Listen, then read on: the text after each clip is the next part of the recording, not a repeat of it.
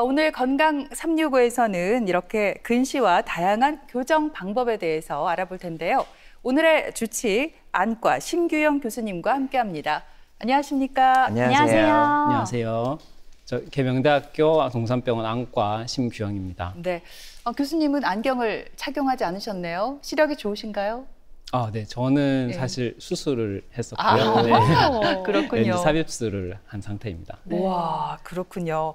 사실 평소 안경 착용하시는 분들 보면은 근시가 대부분이시더라고요. 근데 우리가 안과나 안경점에 가면은 원시, 난시 여러 가지 또 종류가 있는데 일단 근시가 뭔지 개념부터 한번 알아볼까요?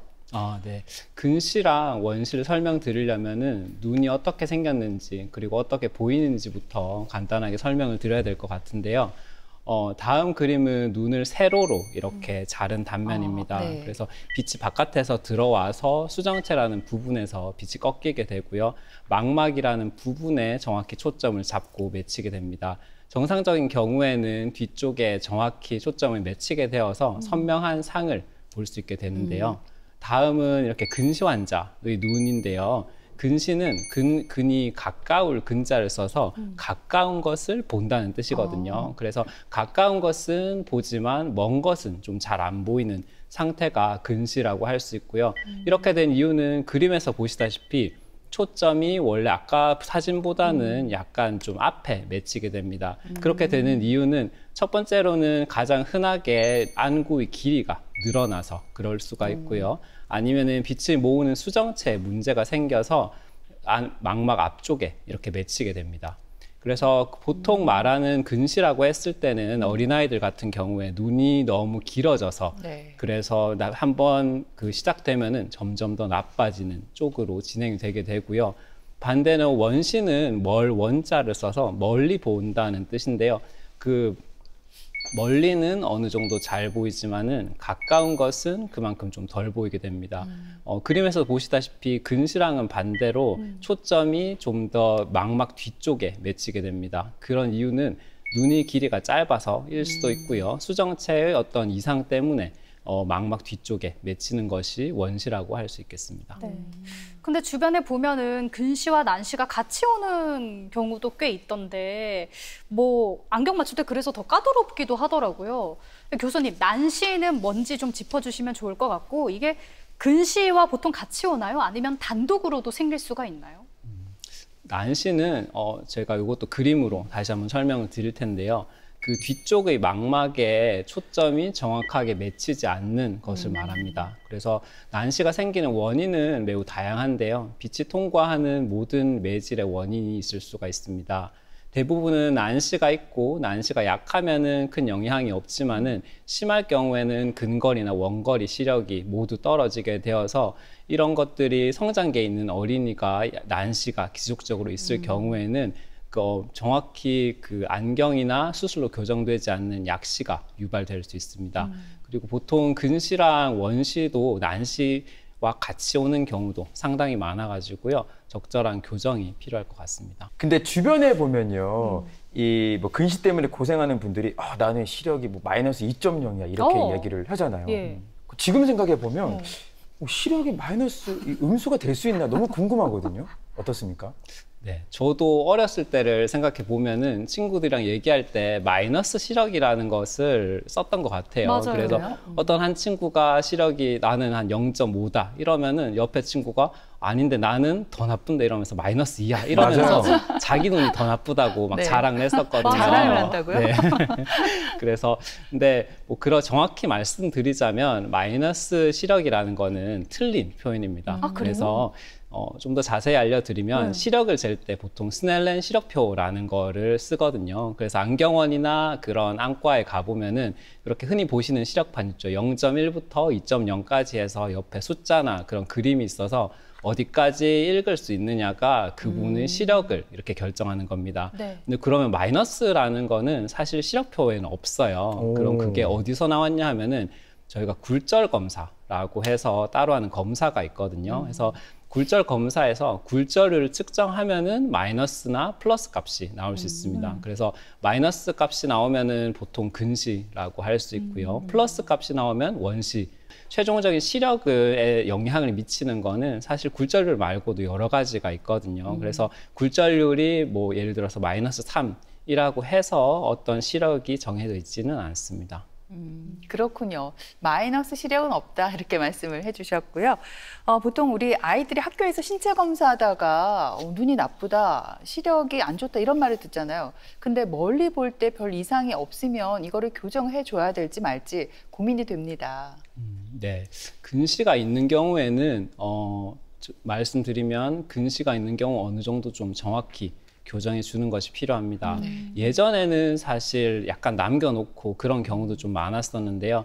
최근에 발표된 연구들에 따르면은 근시가 있으면은 조금 더 철저히 교정해 주는 게 좋다고 나와 있고요. 네. 그리고 이유가 여러 가지가 있는데 제일 큰 이유는 근시가 교정되지 않고 약간 남아 있을 경우에 조금 더 진행을 빨리 하는 경우가 많은 연구가 있었습니다. 그래서 보통 아이가 자라면서 처음에 태어났을 때는 눈의 크기가 좀 작아요. 그래서 아까 설명드렸듯이 초점이 망막 뒤쪽에 맺히는 원시가 되고요. 눈이 점점 커지면서 정시, 근시, 순으로 약간 좀 바뀌는 경향이 있습니다. 근데 이렇게 바뀌는 과정에서 초점이 정확하게 맺히지 않으면은 안구가 길어지고 근시가 진행되는 그런 것이 나타나게 됩니다. 그래서 교정 시작하는 시기를 조금 더 일찍 할수록 최종적인 근시 정도도 약해지는 그런 이유도 있고요.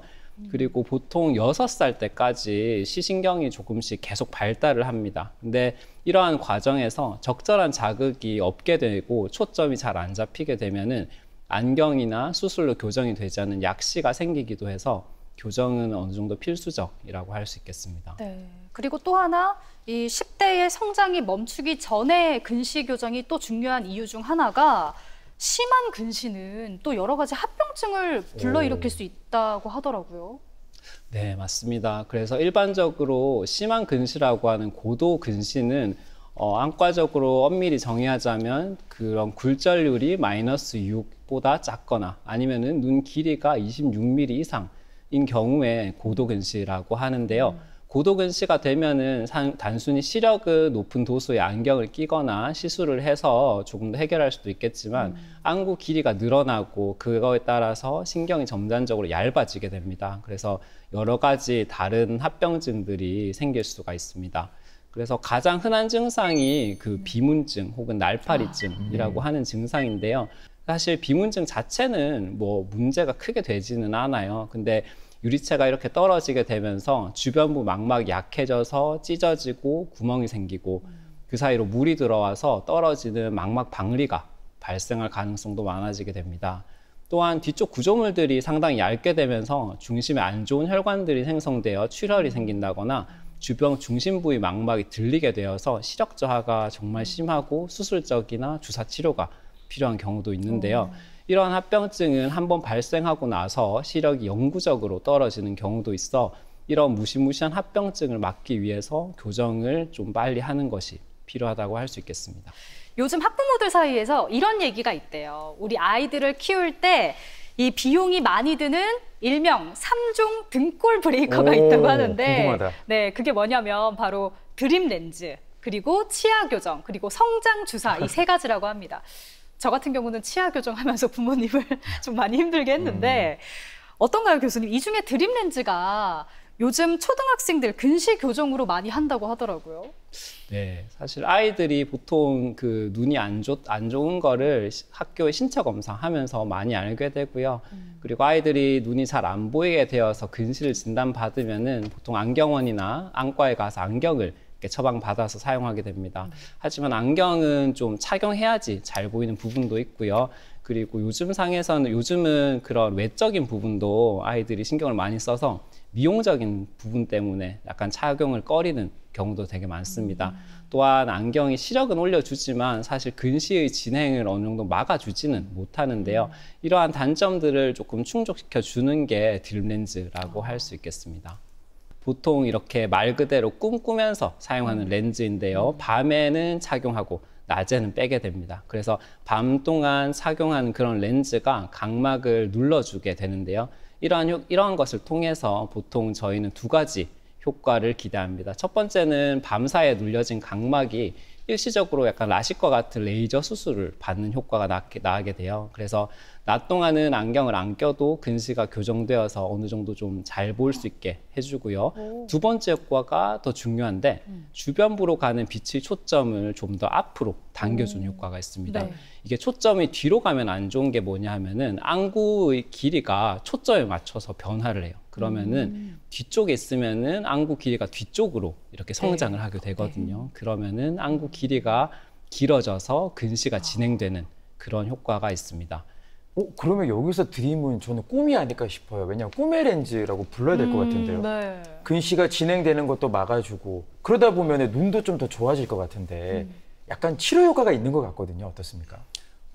사실 이게 부모님들이랑 상담하면서도 가끔씩 드림 렌즈에 대해서 부풀려진 사실들을 가지고 오는 경우가 좀 있어요. 그중 하나는 드림 렌즈를 껴서 근시가 치료되고 안경을 끼지 않게 된다는 그런 생각도 좀 있으시고요. 드림 렌즈를 착용하면은 근시가 전혀 진행되지 않는다고 생각하시는 건데요. 그럴 수 있으면은 정말 좋을 것 같지만은 사실 둘 다 엄연히는 좀 틀린 말입니다. 그래서 아쉽게도 이미 발생한 근시를 되돌리지 못하고요. 드림 렌즈를 착용해도 근시가 어느 정도는 진행을 합니다. 그러면 근데 이렇게 여기까지 설명드리면은 보통 보호자분께 다시 물으세요. 그러면은 드림 렌즈를 할 필요가 없지 않냐. 그러네요. 네, 그렇게 많이들 물으시는데, 근데 그럼에도 불구하고 착용하면 좋은 거는 안경을 착용하는 것보다는 근시 진행 속도를 확실히 좀 늦출 수 있습니다. 일단 부모님들이 아이들 드림 렌즈를 해줄까 고민할 때 가장 큰 부분이 뭐 비용도 비용이겠지만 안전성에 관한 문제거든요. 이게 잘 때 계속해서 렌즈를 눈 안에 끼고 장시간 있잖아요. 어떻습니까? 눈에 뭐 안 좋지는 않을까요? 네. 우선 드림 렌즈에 대해서 걱정하는 부분들 중에 오랫동안 각막을 누르게 되면 각막이 얇아져서 문제가 생기거나 나중에 라식을 못 한다는 소문도 있는데요. 사실 이 드림 렌즈는 각막을 눌러서 평평하게 만드는 거지 얇게 만드는 건 아닙니다. 그래서 각막에도 어느 정도 회복 탄력성이 있어서 약간 눌렸다가도 공처럼 다시 원래 모양을 회복하게 되고요. 빠른 경우에는 그냥 렌즈를 안 끼고 하루 정도만 있어도 원래 형태대로 이렇게 회복하는 것을 볼 수 있습니다. 그래서 각막이 얇아져서 나중에 뭐 다른 시술을 못 한다거나 그런 거는 아니니까요. 걱정은 안 하셔도 될 것 같고요. 네. 그리고 아까 그런 설명하셨던 궁금해하셨던 부분 중에 그런 일반 하드 렌즈나 소프트 렌즈는 밤에는 빼잖아요. 근데 맞아요. 이 렌즈는 밤에 계속 잘 때 자고 착용하니까는 어떤 문제가 생기지 않을까 걱정하시는 분들이 있는데 이것도 드림 렌즈는 사실 다른 렌즈보다는 훨씬 더 좋은 재질로 이렇게 만들어져요. 그래서 산소 투과도라고 해서 산소가 이렇게 잘 통과해서 영양이나 그런 부족한 부분이 없도록 이렇게 잘 공급을 해줍니다. 그래서 밤 사이에 끼고 자도 그렇게 그런 불편감이나 어떤 문제 없이 지낼 수 있습니다. 드림 렌즈를 끼게 되면 자는 동안에도 편안하게 이렇게 눈을 감을 수 있는 거네요. 네. 근데 네. 이 드림 렌즈를 몇 살 때부터 착용 가능할까 계속 궁금했거든요. 네, 이게 드림 렌즈가 몇 살 때부터 낄 수 있다 이게 정확히 정해진 거는 없고요. 근시라는 게 사실 어릴 때부터 나이가 들수록 점점 진행을 하고 되돌아가기가 어려워서 더 심해지기 전에 미리미리 예방을 하는 것이 중요하다고 생각합니다. 그래서 저는 어느 정도 근시가 진행된다고 생각하면은 좀 일찍 착용을 권유하는 편입니다.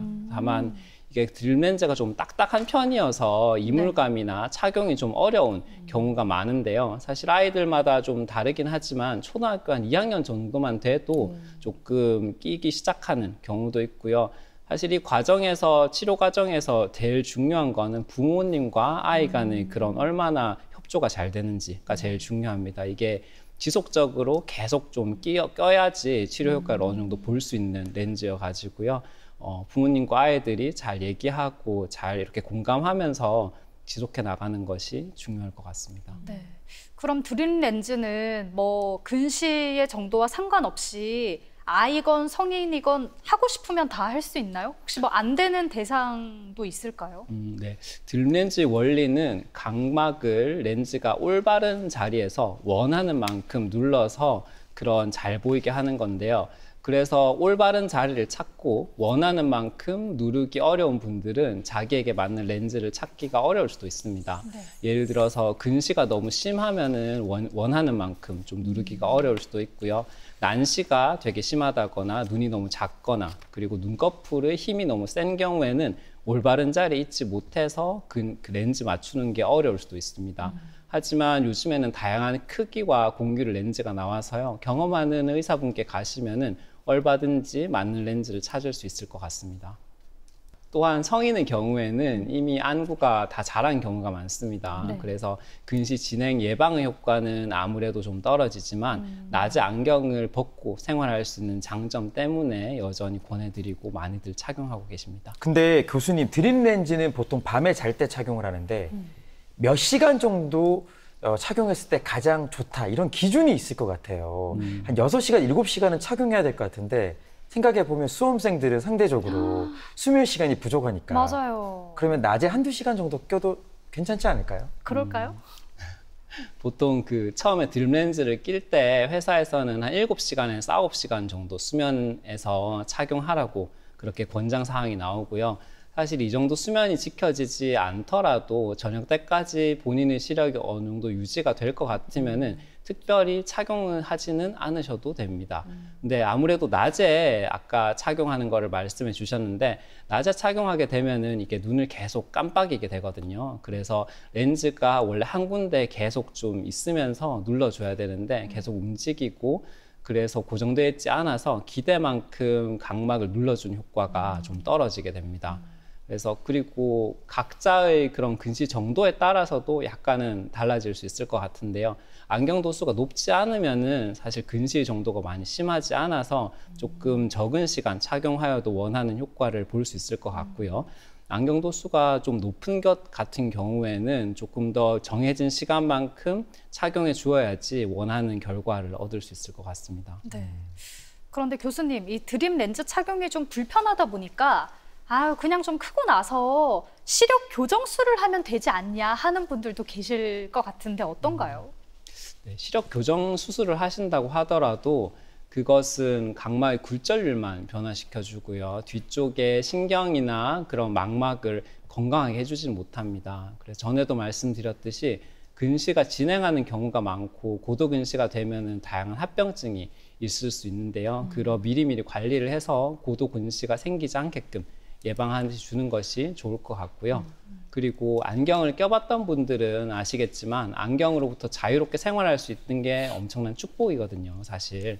그래서 운동도 보다 활발하게 할 수 있고 외모에 대한 자신감도 생기고 사회생활에 좀 더 적극적으로 개입할 수 있어서 현재 아이들의 삶의 질을 높이고 미래의 아이 눈의 건강을 챙기시려면 드림 렌즈는 꼭 필요하다고 생각합니다. 또 드림 렌즈를 착용할 때는 똑바로 누워서 잘 효과가 있다고 들었습니다. 근데 뭐 잠버릇을 우리가 어떻게 할 수가 없잖아요. 옆으로 자는 경우도 있고 또 엎드려 자게 되는 경우도 있는데 이렇게 자면 효과가 떨어지나요?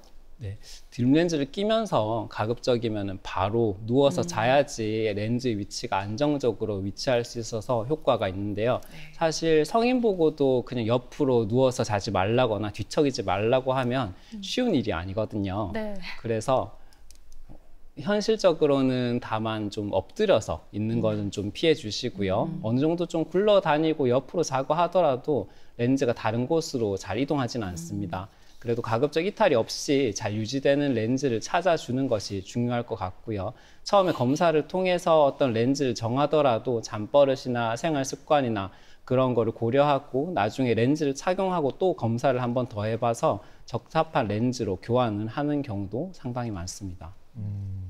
근데 드림 렌즈 착용하시는 분들이 이것도 많이 여쭤보실 것 같아요. 딱딱한 하드 젤도 있고 또 소프트 렌즈도 있잖아요. 둘 중에 뭐가 더 좋은 거예요? 네.